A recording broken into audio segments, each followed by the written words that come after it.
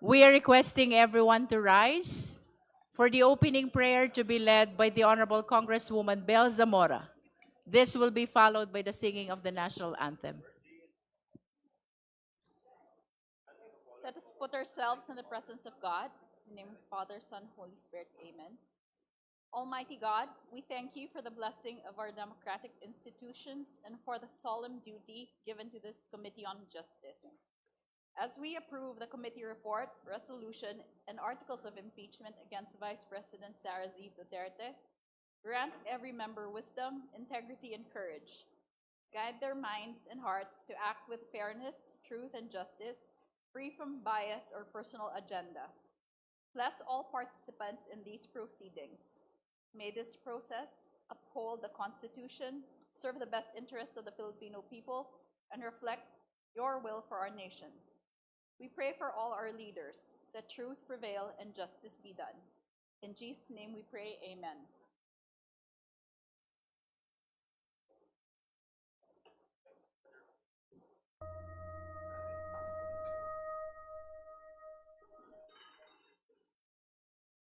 Bayang magiliw, perlas ng silanganan, hanap ng puso, sa dibdib mo'y buhay.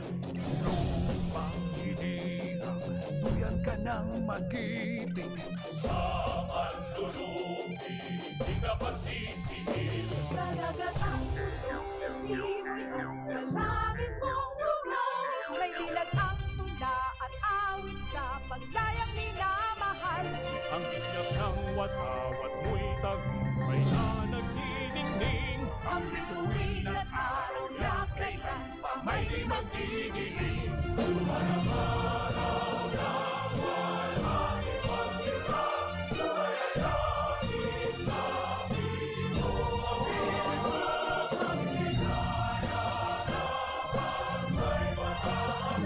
mamatay ng dahil sa'yo.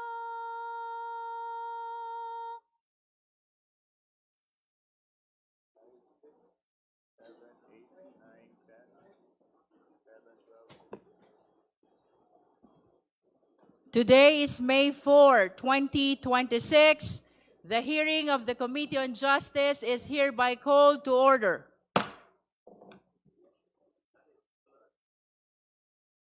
May we solicit the motion to dispense with the calling of the roll. Just for the record, today's hearing is a continuation of our hearing last April 29, 2026. The Honorable Sendanya is recognized. Madam Chair, I move to dispense with the calling of the roll. There is a motion to dispense with the calling of the roll. The same has been seconded. Is there any objection? Hearing none, the motion is approved. May I solicit the motion to dispense with the reading of the minutes of the hearing held on April 29, 2026 and for the approval of the same. Madam Chair, The Honorable D.S.J.J. Suarez. I move that we dispense and at the same time approve the minutes of the previous hearing. So moved, Madam Chair. There is a motion to dispense with the hearing of the minutes of the hearing held April 29, 2026 and for the approval of the same. Do I hear a second? The same has been seconded. Is there any objection? Hearing none, the motion is approved. The chair will address the committee. Good morning. Good morning. Malayo pa, pero malayo na. That is where we stand today. Yan po ang sitwasyon natin ngayon. We recognize that this has been a difficult and demanding process. But we also recognize how much we have already uncovered. Marami na tayong naabot sa mga nakaraang linggo. Today, we share a quiet sense of accomplishment as we recognize and honor the distance we have traveled since we first began. Saksi tayong lahat. Marami tayong pinagdaanan. Our very first hearing was on March 2, where we established sufficiency in form. Sumunod ang March 4 for sufficiency in substance. At sa puntong yon, we asked the Vice President to file her answer. And she did. At ang nakapirma, 16 na abogado, 16 lawyers. Pero ang answer na isinumite, halos 10 pages lamang. At nakatutok lang sa mga technicalities, sa mga paligoy-ligoy, bagay na ikinagulat ng marami dahil sa totoo lang, hindi naman yon ang hinahanap natin. It was an answer that really just avoided the questions. Kaya naman, noong March 18, we determined that the complaints allege sufficient grounds for impeachment. Sumunod ang hearing sa March 25, kung saan we settled the preliminary matters, most especially ang pag-issue ng mga subpoena. Then came the marathon hearings of April 14, April 22, and April 29. Doon tayo nakinig sa mga resource person natin. We heard the evidence. We examined the evidence. At sa mga araw na iyan, doon natin naramdaman ang bigat ng ating ginagawa. May mga sandaling luminaw ang mga sagot at may mga sandaling mas dumami ang mga tanong. We certainly had our ups and downs. We had our inflows and outflows of testimonies and documents. But through it all, one thing remained certain. We never went sideways. Hindi tayo naligaw. Nanatili tayong may direksyon. We move, sometimes slow, sometimes painfully, but always forward towards the truth. Sinunod natin ang konstitusyon. Hindi tayo nagmadali, hindi tayo nag-shortcut. We honored the process. Bawat hakbang, bawat salita, bawat ebidensya, hinarap natin ng buong pag-iingat at pananagutan. Sa paglalakbay na ito, napagod tayo. Sinubok ang ating pasensya, lalo na sa harap ng mga batikos mula sa labas. We saw the press conferences of the Vice President's camp. We saw the petitions filed in the Supreme Court and the complaint filed in the office of the city prosecutor. Opo, maraming hakbang ang ginawa upang pigilan ang prosesong ito. Pero sa kabila ng lahat, hindi tayo natinag. For in the end, it is not the absence of struggle that defined us, but the refusal to lose our way, the discipline to stay the course, and the clarity to never lose sight of where we are going. At noong mga nakaraang pagdinig, we have seen the evidence. Ito ang mga nakita at narinig natin. Una, ang testimonya ni Ramil Madriaga na base sa ebidensya, mas kilala sa pangalang Sir Ram. Pangalawa, ang mga misteryosong envelopes at ang mga questionableng resibo. Pangatlo, ang paliwanag ng NBI tungkol sa magkakaibang pangalan, ngunit iisa ang pirma.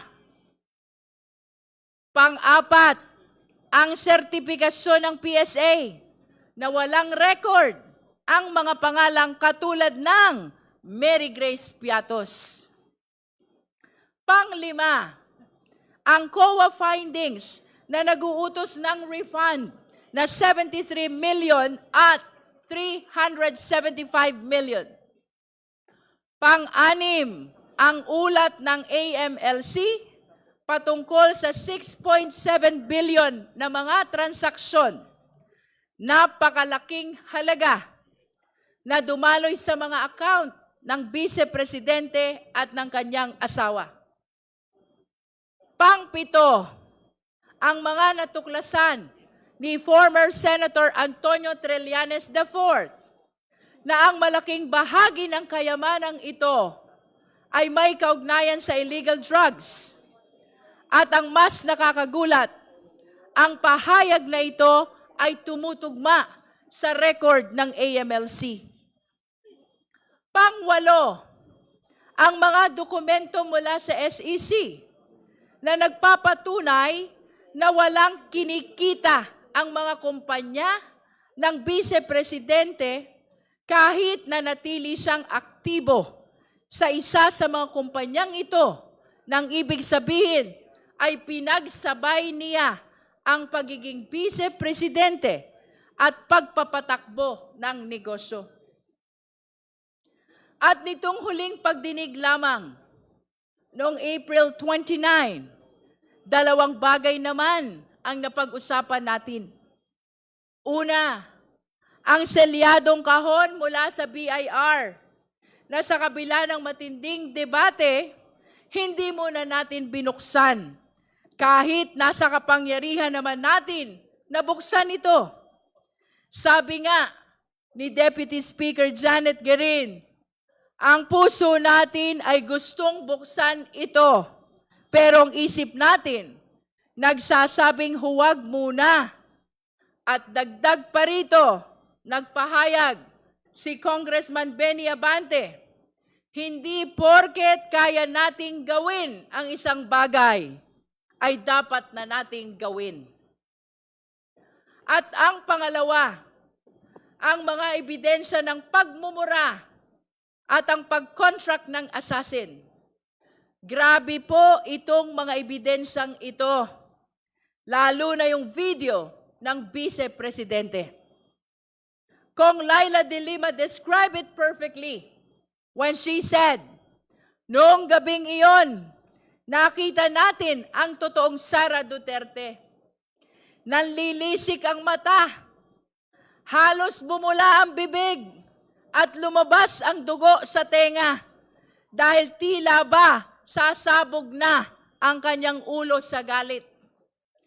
At that point, Congresswoman Janice Digamo once again shared her own painful experience as a victim of political violence herself. Pinaalala niya sa atin na ang banta ng pagpatay ay hindi biro. Ito ay seryosong panganib sa buhay ng tao. Yan po ang lahat ng natalakay natin at pinag-aralan natin lahat ito. Sinuri ang bawat anggulo, katulad ng paalala ni Congressman Brian Poe noong nakaraang pagdinig. Seryoso ang tungkulin nating ito at dapat tratuhin ito na may kaukulang respeto. At sa gitna ng lahat ng ebidensyang ito, sa kabila ng lahat ng diskusyon natin, may isang bagay na hindi nagbago. Ang upuan, ang bakanteng upuan. Sa bawat ebidensya, walang direktang sagot. Sa bawat tanong, walang paliwanag. Naghintay tayo ng salaysay mula sa Vice Presidente sa ilalim ng panunumpa. Pero ang tanging humarap sa atin ay ang tahimik, ang isang bakanteng upuan. Ngunit mapagtatanto natin na meron na pala tayong hawak na ebidensya mula mismo sa Kanya. Hindi na natin kailangang tumingin pa sa malayo. We already have a sworn statement. Isang sinumpaang salaysay. Ang tagal na palang nandito. Ang kanyang salin. Isang dokumento, siya mismo ang pumirma. Siya ang nanumpa. At siya ang nagsumite. At malinaw ang nakasaad doon. Walang cash o cash deposit. Ngayon, itabi natin ang salin na iyon sa lahat ng ebidensyang ating naipon. Doon lumabas ang tanong na hindi na natin matatakasan. Kapag ang sinumpaang dokumento ay nagsabing zero cash, pero ang official report ay nagpapakita ng bilyon-bilyong transaksyon, saan tayo maniniwala? Kaya naman, noong April 29, the Committee on Justice decided that we have seen enough. No need to extend. No need to give one more chance to someone who refuses to attend. Sabi nga ni Congressman Percy Sendanya, hindi na kailangan ng makeup class ang laging nagkakating class. By a unanimous vote, this committee found probable cause to impeach Vice President Sara Z. Duterte for culpable violation of the Constitution, bribery, graft and corruption, other high crimes, and betrayal of public trust. That brings us to today. Ngayon, May 4. Kukumpirmahin natin kung anuman ang mga nangyari noong nakaraan sa pamamagitan ng isang committee report. We are therefore here to finalize the committee report along with the attached resolution setting forth the articles of impeachment. Our task is to approve these documents and transmit everything to the plenary. This is our mandate under the rules. Tayo ang Committee on Justice. Bukod tangi ang komiting ito dahil sa buong listahan ng mga komite sa Kongreso, tayo lamang ang tanging binanggit at binigyan ng partikular na mandato ng ating konstitusyon. We were given that name for a reason. Today, we hope we have lived up to that name, Committee on Justice. Para sa hustisya, sana naibigay natin ang hustisya sa mga complainant. Hustisya sa Vice Presidente sa pamamagitan ng tamang proseso. At higit sa lahat, hustisya sa sambayanang Pilipino. Sana ay panindigan natin ang pangalan ng committee natin.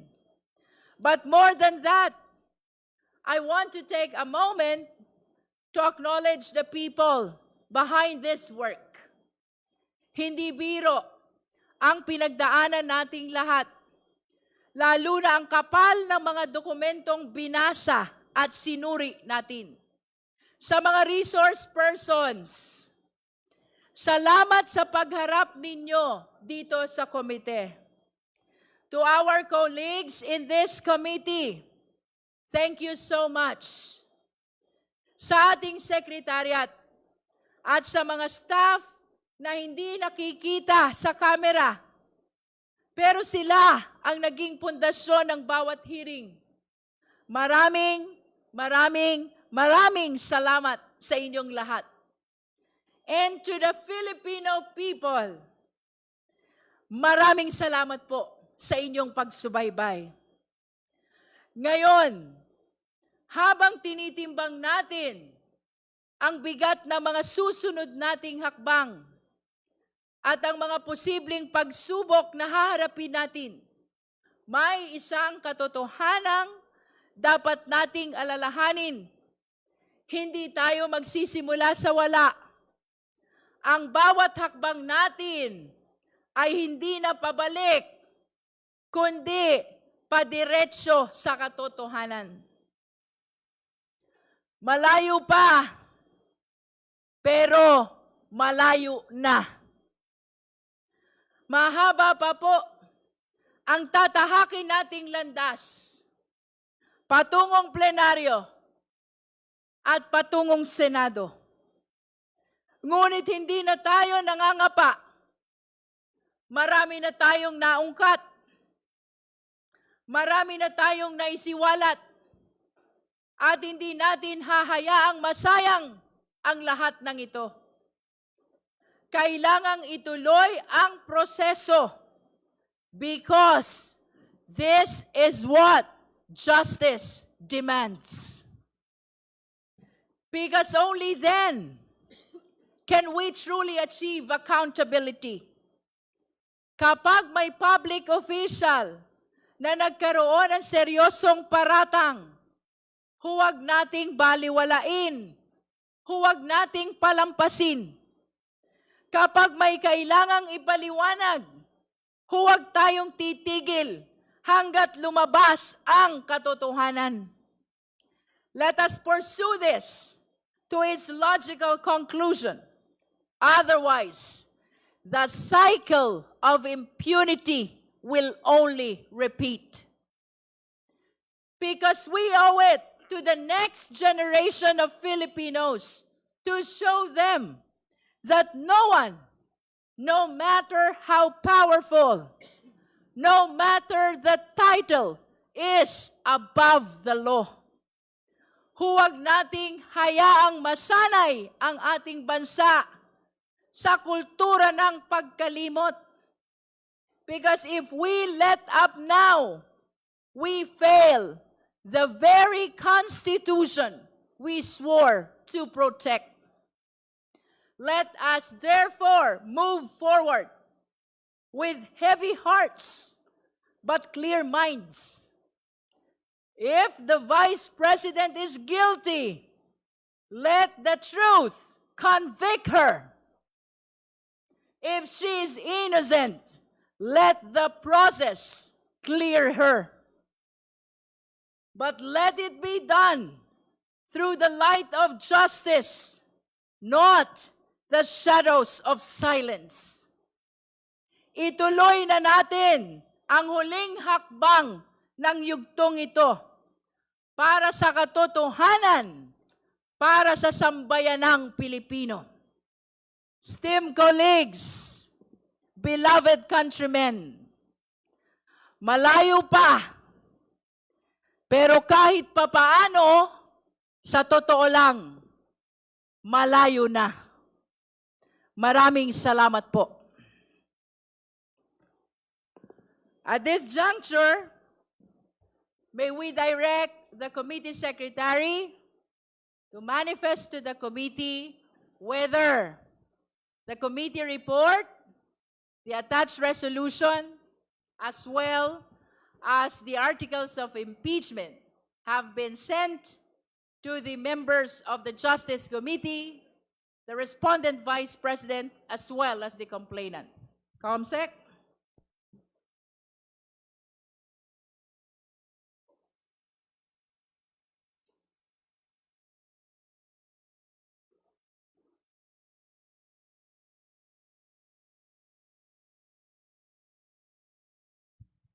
Thank you, Madam Chair. We confirm that the committee has forwarded the articles of the committee report, the House resolution setting forth the articles of impeachment to all members, regular and ex officio, of the Committee on Justice However, we have not furnished the complainants and counsel, respondent and counsel of copies of the same, and we intend to do that after the same has been approved and by the committee, and the number of the resolution has already been inputted in the copy of the same.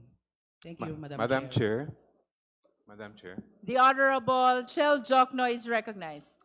before we proceed to the consideration of the report and draft resolution, may I be allowed to make a brief manifestation? This is all in conjunction with the Chair's opening statement. You may proceed, Honorable Jokno. Thank you, Madam Chair.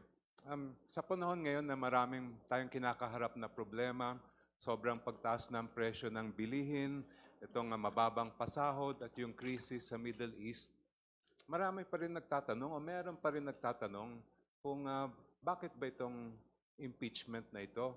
Ito ba'y aksaya lang ng oras ng mga lingkod bayan? Of course, alam natin na ang kaduluhan ng impeachment ay pananagutan. Pero kailangan siguro natin bigyang diin na ito ay isang hindi ordinaryong proseso. Ang impeachment ay likha mismo ng ating konstitusyon para magkaroon tayo ng isang mabisa at mabilis na mekanismo, hindi lang sa pananagutan, kundi para malaman kung tampat o hindi ang isang lingkod bayan na napakataas ang kanyang power at responsibility. Kasi po, pag hindi tampat ang lingkod bayan, ang resulta ay korupsyon. Ang bawat pisong nawawala sa korupsyon na napupunta sa bulsa ng isang opisyal ay pisong ninanakaw sa pinahirapang pera ng ating mga taxpayers. Ang pondo natin ay hindi dapat ginagamit para sa bulsa lang o sariling interes, kundi para sa ikabubuti ng lahat. Deserve ng ating mamamayan ang mga leader na magpapatibay sa ating mga institusyon, hindi lang yung mga magpapabagsak nito o magkapapakorap ng pera ng bayan. And that is why, Madam Chair, impeachment is so important for our nation even in this time of crisis. Hindi po madali ang mga nakaraang buwan para sa mga miyembro at chair ng committee. To determine probable cause, we had to look into every piece of evidence and make sure that we did not miss anything. Kaya dahil dito, I think we should commend our chair, all the members of the Committee on Justice, and all the Secretariat as well, beginning with the Committee Secretary, dahil wala tayong ginawang shortcut, hindi tayo sumuko sa mga banta. We did the work that the Constitution required of us. Kaya po, sa pag-usad ng impeachment case, huwag sana natin kakalimutan. We are doing this para ito sa mga pamilyang nagtitiis sa presyo ng bilihin habang nilulustay ang pera ng bayan. Sa mga manggagawa, mga magsasaka, at mangingisda na talagang nagkakanda, kuba na sa kahirapan pang-araw-araw sa kabila nitong nakikita nating korupsyon. At lalong-lalo na para sa mga kabataan natin na nangangarap ng isang magandang kinabukasan at naghahanap ng hustisya at pananagutan. Maraming salamat po, Madam Chair. All the manifestations of the Honorable Jokno are noted by the committee. Now we are formally opening the floor for our agenda for today's hearing. That is the approval of the committee report with the attached resolution setting forth the articles of impeachment. Madam Chair. The Honorable D.S.J. Suarez is recognized. Madam Chair, insofar as every member of the committee has been given a copy of the committee report, I move for the approval of the committee report and the attached resolution setting forth the articles of impeachment against the Vice President, Sara Zimmerman Duterte. So moved, Madam Chair. Madam Second, Chair. Madam Chair. Madam Chair. Before we take up the motion, let us acknowledge first the Honorable Laila De Lima. Thank you, Madam Chair. Just like the rest of the members of the committee, this representation received the final drafts of the 3 documents. The committee report, the resolution setting forth the articles of impeachment, and lastly, the articles of impeachment itself, which is supposedly to be attached to the resolution setting forth the articles of impeachment. Since yesterday, I submitted to the committee secretariat piecemeal certain proposed revisions or corrections on these three documents. And this morning, I again submitted to the committee secretariat and even to the office of the Honorable Chair the final set of my proposed revisions or corrections, consisting mainly of clerical or typographical errors and even some substantive errors, but mostly clerical or typographical errors for the consideration of the committee before the final approval of the same. Thank you, Madam Chair. Madam I would have Chair. wanted to make a manifestation individually of those proposed revisions, but it might take time. So I'm just making that general manifestation of my submission of those proposed corrections or revisions. Thank you. In response to the Honorable Dilima, may we place it on record that all the requests for clerical and typographic corrections to the committee report have been adopted already by the Secretariat, only that we do not have the luxury of time to reproduce to such number of copies to provide all members present today with a revised copy of the committee report. But let it be placed on record that all the requests for corrections of clerical and typographical error have been adopted by the Secretariat. Madam The Chair, Honorable Jokno is recognized. Madam Chair. I have a few substantive matters I'd like to move for amendment to insofar as both the report and the attached articles are concerned. First, Madam Chair, on page 7 of the draft House resolution, it states at the bottom of page 7, and I quote, "Respondent Vice President Duterte committed culpable violation of the Constitution and betrayed the public trust by committing plunder and or malversation, graft and corruption, and other high crimes," and I emphasize this part, "in amassing and converting the amount of not less than 100," I'm referring to page 6, I stand corrected, which states that the Vice President committed corruption, etc., in amassing and converting the amount of not less than 500 million pesos from the confidential funds allocated to the Office of the Vice President for the years 2022 and 2023.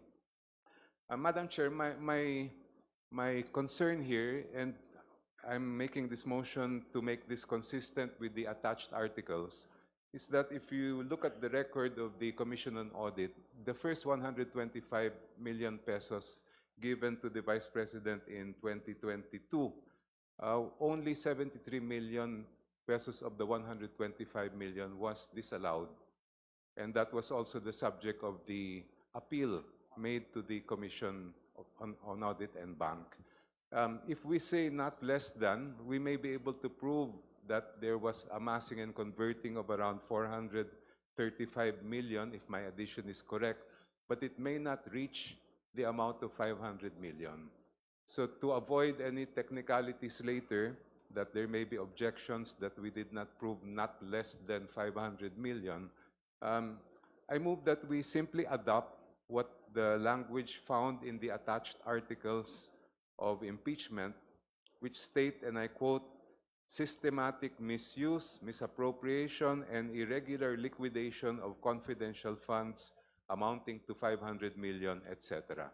That way we cannot, we will avoid any kind of technical objections to the draft resolution.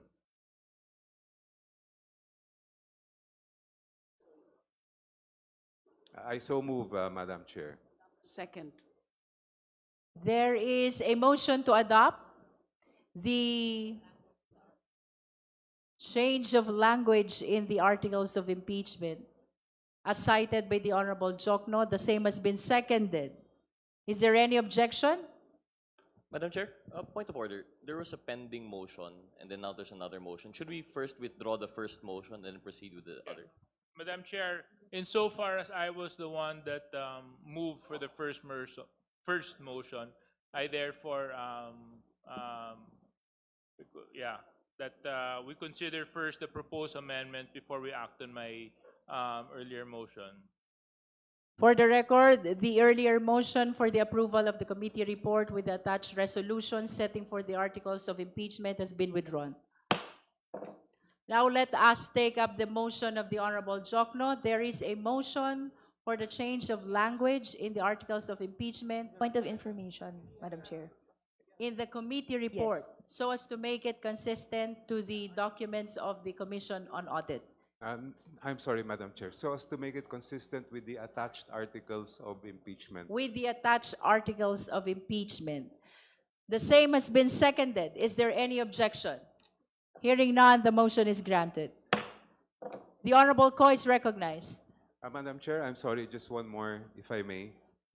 This has to do with the page 4, bottom to page 5 of the attached articles of If impeachment. I may interrupt Honorable Jokno, you can manifest or raise the motion to include all subject matter of your correction so that we will approve it in one motion only. If I may, Madam Chair, this pertains to another matter contained in the articles itself that are attached to the House resolution that we are to approve Okay, this morning. please proceed, Honorable Jokno. Very briefly only, paragraph, at the bottom of paragraph 5 of the articles of impeachment, it states, the foregoing scheme is amply established by documentary records, etc., including the following. And at the top of page 5, it states, letter A, records of hearings before the House of Representatives Committee on Good Government and Public Accountability bear multiple sworn testimonies attesting to irregularities in the handling of confidential funds. Witnesses testified, among others, that special disbursing officers merely release funds upon instruction without knowledge of their ultimate use, that officials were made to sign liquidation reports without being shown supporting documents, and that the alleged beneficiaries of certain expenditures categorically denied receiving any funds. If I may, Madam Chair, if we go back to the records of the testimonies taken before the Committee on Good Government and Public Accountability, it was admitted by no less than the Special Disbursing Officer of the OVP, Ms. Gina F. Acosta, that on December 20, 2022, she turned over 125 million pesos in cash in confidential funds in 4 duffel bags to Colonel La Chica, who is not in the regular or proper chain of disbursement. I would move, Madam Chair, that we simply add the term to persons outside the proper disbursement channels. At the end of after the comma, I quote, witnesses testified, among others, that special disbursing officers merely release funds upon instruction to persons outside the proper disbursement channels without knowledge of their ultimate use. So just that phrase, Madam Chair. I so move. Second. The hearing is temporarily suspended.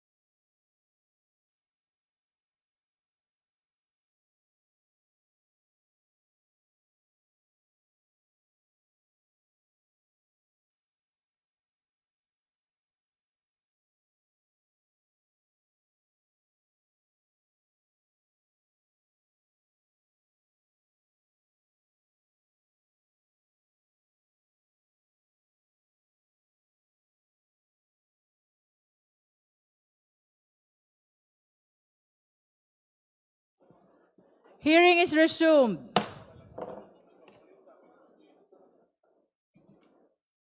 We recognize the Honorable Chel Jokno.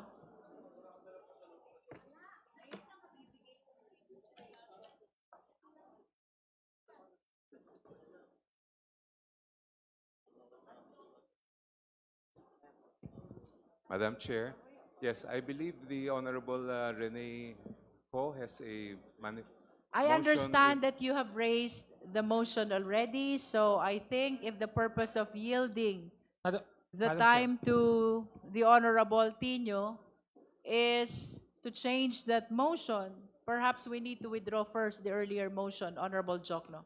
Madam Yes, Chair. may I just put the situation in its proper context? The paragraph found in page 6 of the House resolution states, and I quote, Respondent Vice President Duterte committed the foregoing impeachable offenses. That part seems to it states that there was a finding that the committee made that offenses were committed.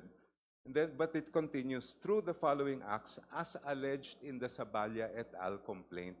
When the session was suspended, it was pointed out to me that the text appearing below this paragraph simply reproduced what was alleged in the Saballa complaint. So it now appears, Madam Chair, that the real problem lies in the sentence contained in the beginning of that paragraph. And I would suggest, and I would, number one, withdraw my previous motion and suggest that, and move that the following amendment be made. Instead of saying Respondent Vice President Duterte committed the foregoing impeachable offenses through the following acts as alleged in the Saballa complaint, to make it clear, I move that we substitute that with the following. That the Saballa et al. Complaint alleged that Respondent Vice President Duterte committed the foregoing impeachable offenses. That way, we do not have any more to change what is found in the succeeding paragraph below. Yung pong kanina pinag-usapan natin, amass and convert, we can retain that and just simply amend the first paragraph that I just mentioned. Thank you, Madam May Chair. I request the Honorable Jokno to kindly withdraw first the earlier motion? I respectfully withdraw the earlier motion to amend that portion stating amassing and converting. And I now move, Madam Chair, that we amend the earlier paragraph. I will read it as written in the resolution. Respondent Vice President Duterte committed the foregoing impeachable offenses through the following acts as alleged in the Saballa et al. Complaint. I move that that sentence be amended as follows. The Saballa et al. Complaint alleged that Respondent Vice President Duterte committed the foregoing impeachable offenses through the following acts, colon. Second Madam motion. Second, Parliamentary inquiry. Parliamentary status. There is a withdrawal of the earlier motion. That is the replacement of the word amass. The same has been withdrawn.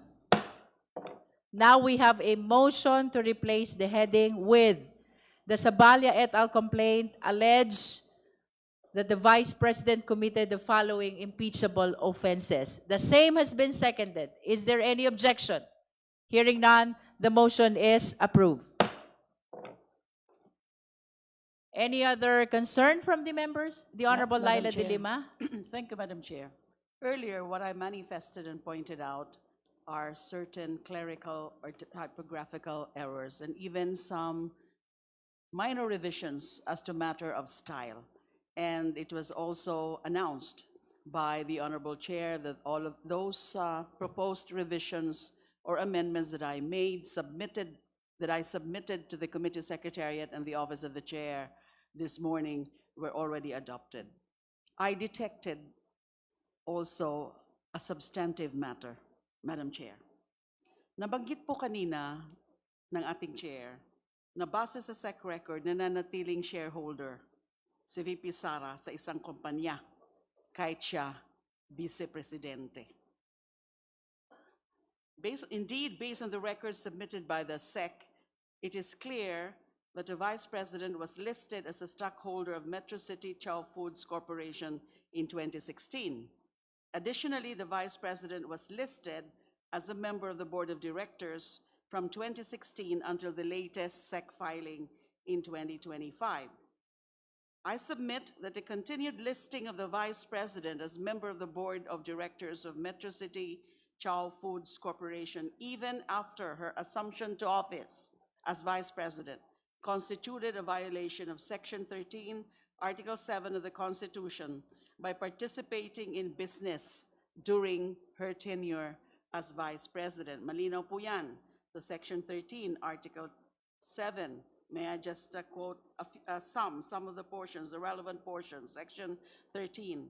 The President, Vice President, the members of the Cabinet, and their deputies or assistants shall not, unless otherwise provided in this Constitution, hold any other office or employment during their tenure. They shall not, during said tenure, directly or indirectly, practice any other profession, participate in any business, etc., etc.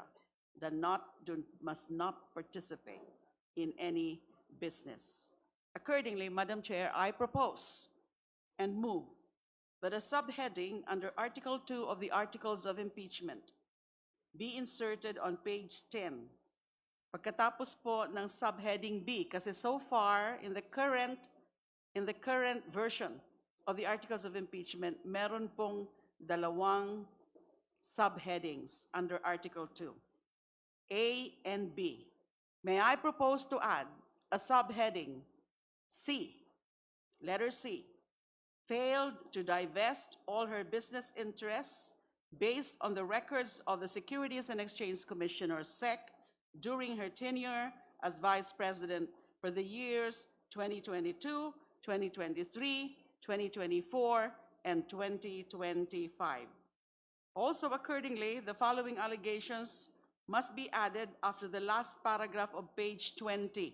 Dun pa rin po yan sa Articles of Impeachment.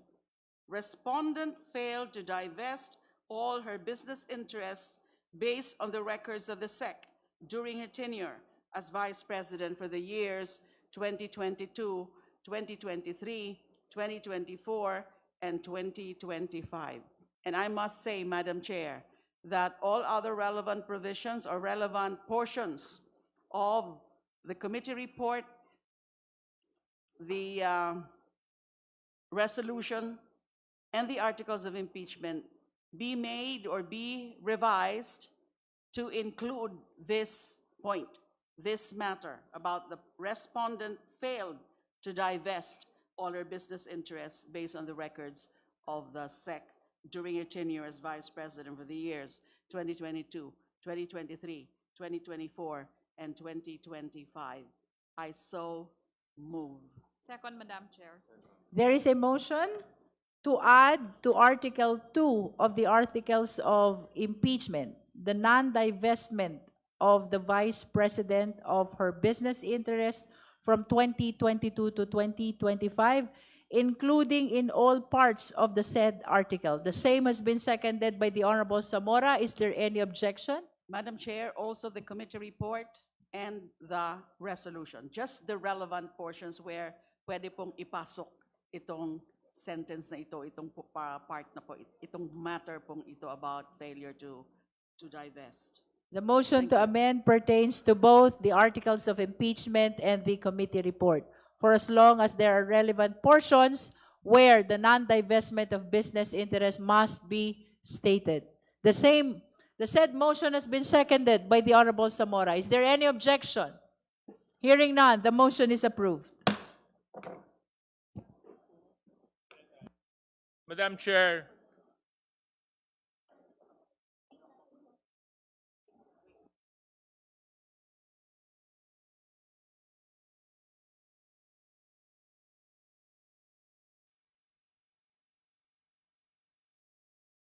Hearing is suspended.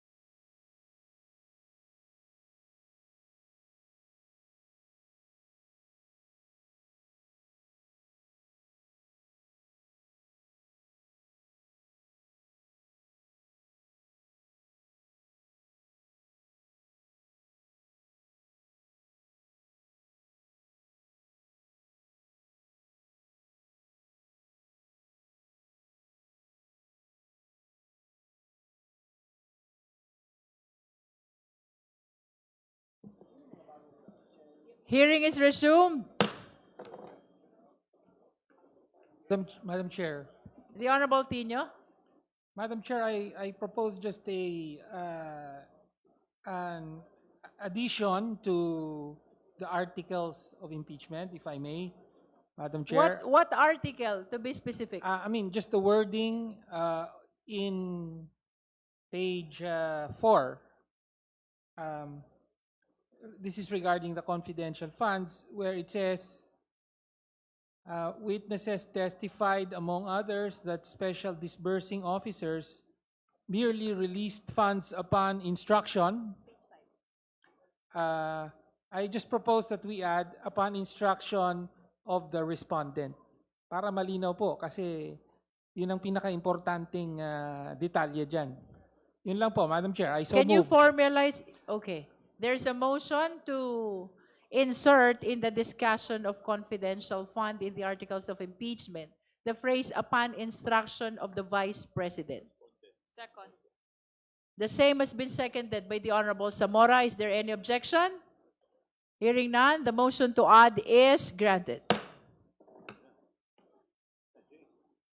Madam Chair, The Honorable D.S.J. Suarez. insofar as we have acted on all the proposed amendments of our colleagues, again, I move for the approval of the committee report, the attached resolution setting forth the articles of impeachment against the Vice President Sara Z. Duterte as amended. So moved, Madam Chair. Second, Madam Chair.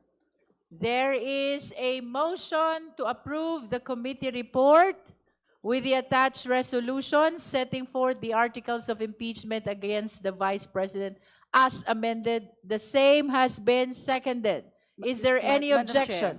Madam Chair, just a bit of an amendment to the motion. What's the pleasure of the Honorable De Lima? Can we add with the attached articles of impeachment? We Because are following the wordings of the rules of impeachment, Yes, which the says attached, setting forth the the articles of articles impeachment. impeachment. So no need to specify with the attached. I don't articles think of it is impeachment. needed. Thank you. We're following verbatim what is provided in the rules of impeachment. Is there any objection? Hearing none, then it means that this is unanimously approved. But again, for purposes of accuracy of the record, may I request the justice members present to raise their hand to show support in the approval of the committee report, the attached resolution setting forth the articles of impeachment as amended. Please raise your right hand.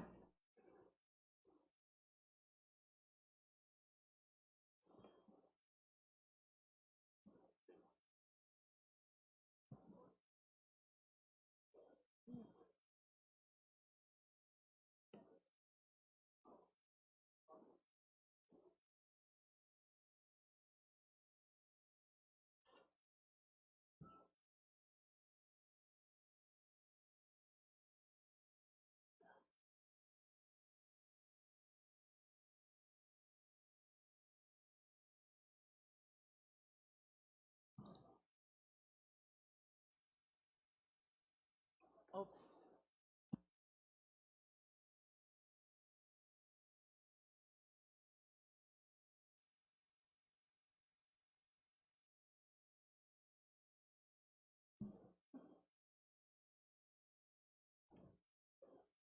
You may put down your hands.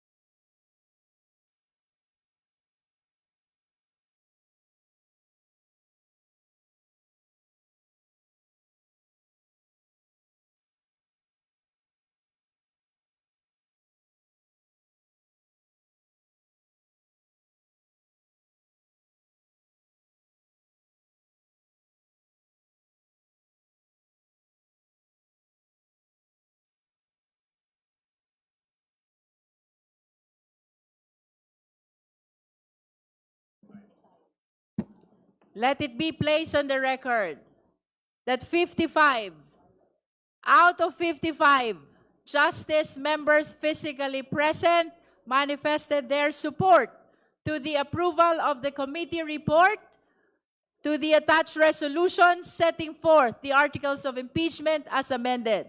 The chair therefore declares the motion unanimously approved. Madam Chair. Madam Chair. The Honorable Ko. Madam Chair, may I briefly explain my vote and express a reservation?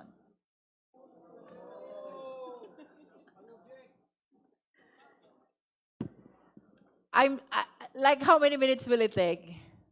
Maybe 2. 2 minutes. Okay, you may proceed. Thank you, Madam Chair. Madam Chair, over the weekend, as the articles of impeachment and the report is also being finalized, this representation sent over comments on substantive matters to specifically on the wordings of political destabilization.